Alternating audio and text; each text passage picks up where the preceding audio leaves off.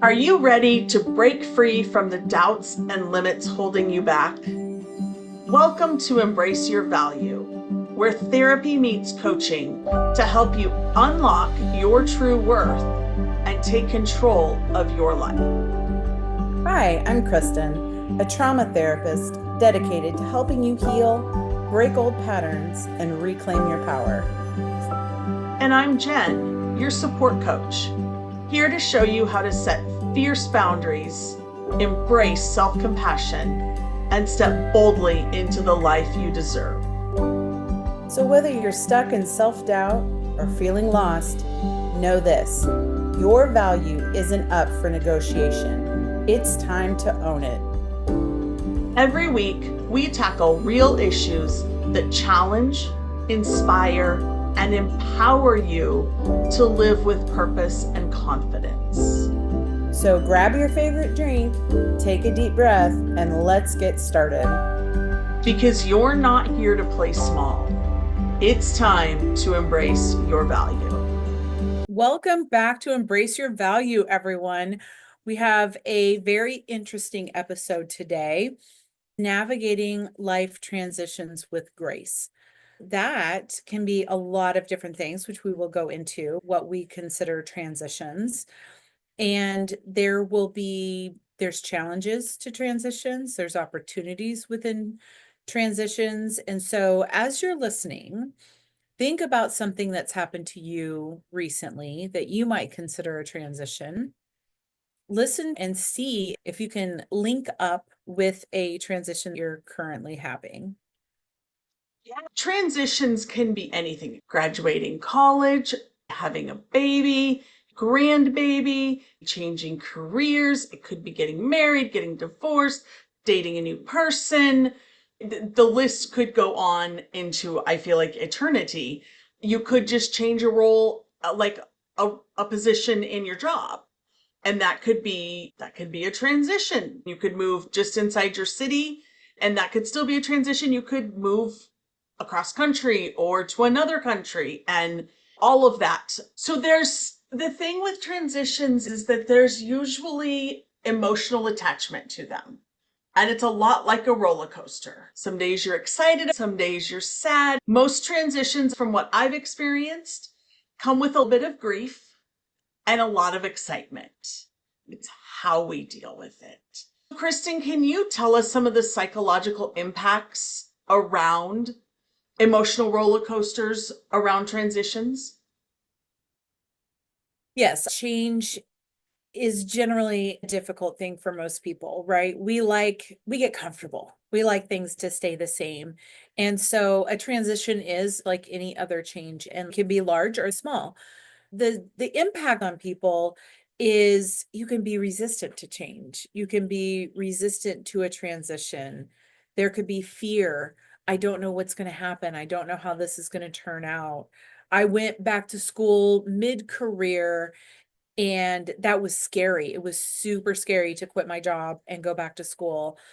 And then it was the greatest thing I ever did. And there was still a lot of resistance from me to even make the switch. So I think those are very common things people go through when they're looking at some sort of transition or change. What are some strategies for navigating transitions? I think the biggest thing is to look at it as little tiny steps. We might want to look at the overall picture and be excited. But when you're dealing with the fear of the unknown, what's the first small step you can take to make that better, to move into that transition?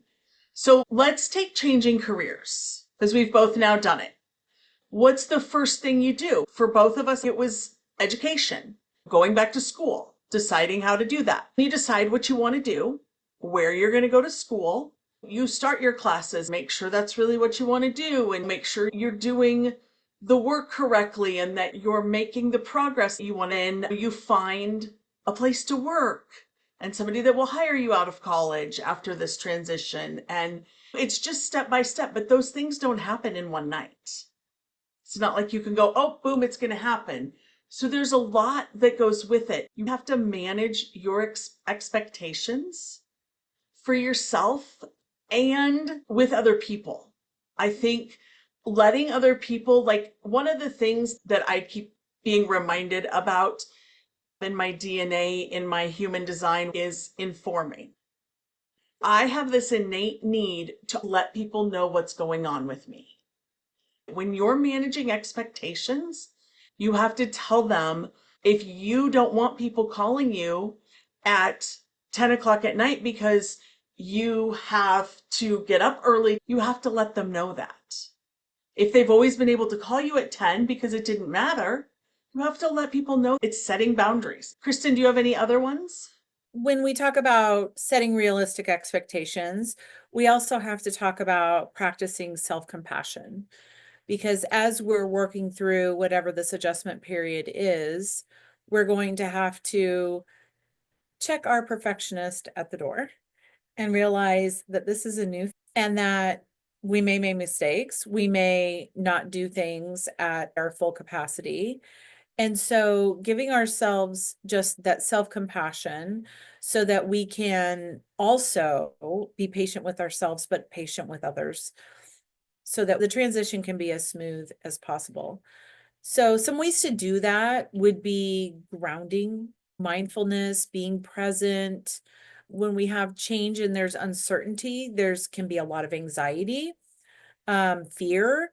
And so being able to stay grounded and stay present is going to be one of the best ways to manage those emotions.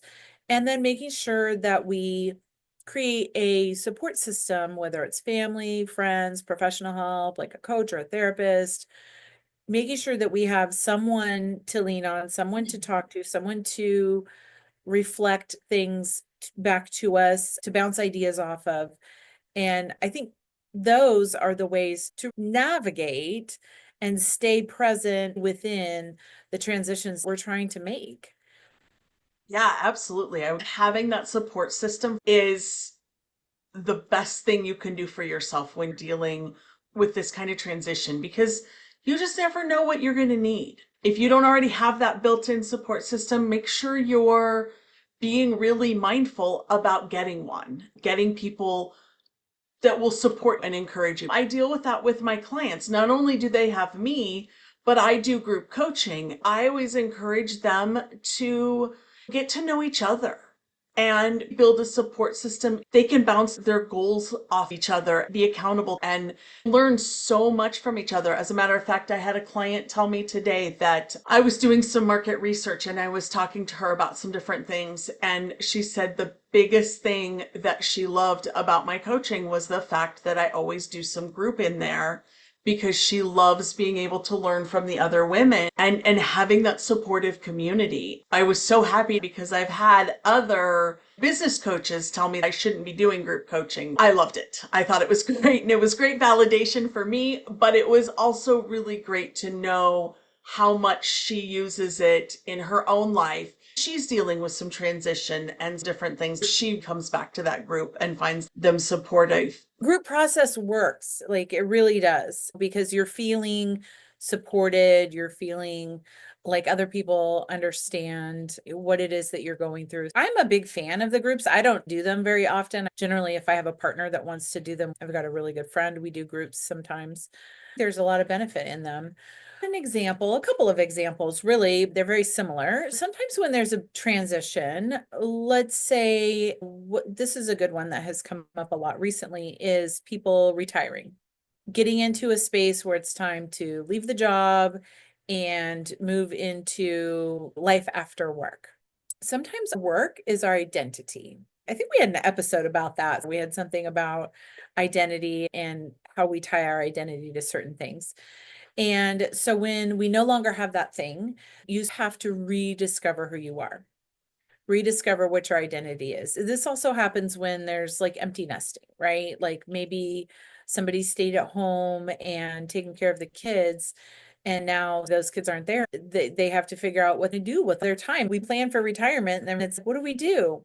That's a great place to work with a professional to say, hey, I'm not sure who I am without this thing, whether it's kids or a job. And I've worked with several people who have moved into retirement, and we've had to talk about what do you even like to do? What is it that you enjoy in life? What did you enjoy when working, and how can we expand on that?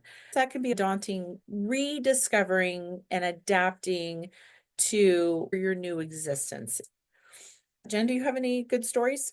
Think about that. Journal prompts. I'll do the last bullet point. The common thread in all of this is being resilient and having adaptability.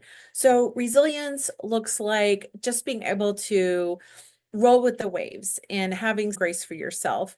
Adaptability is your ability to pivot. Maybe something isn't going exactly the way you want it to go. We have a little grace for ourselves and we say, what's plan B? What's plan C?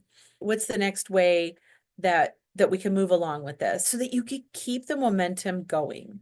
I think that's really important, is just keeping those steps moving forward. Yeah, absolutely. I have some journal prompts here. I will drop those in the show notes. Journaling is important for this transition. What emotions are you currently feeling about this transition? These are your emotions and they're valid. You could be an empty nester and be excited your kids are gone, but feel guilty because you feel that way. But you get to be excited. You worked hard for this time. Journal around that. What is coming up for you? How has this change impacted my daily life and routine? What's different for you? Do you not have to get up and make breakfast for the family anymore? Do you not have to cook dinner because it's just you and your spouse and you now take turns? Or maybe it's just you and you're like, hey, I can eat Fruit Loops. What are you missing? What's breaking your heart or making it so much better, but you're not really acknowledging it? What opportunities are arising from this transition? What's one small step I can take to move forward confidently? How can you show yourself kindness during this change? What would I say to a friend going through a similar situation? What would I say to my best friend? You always tell your best friends the best things, right? Would you tell them, what am I grateful for despite the challenges of this transition?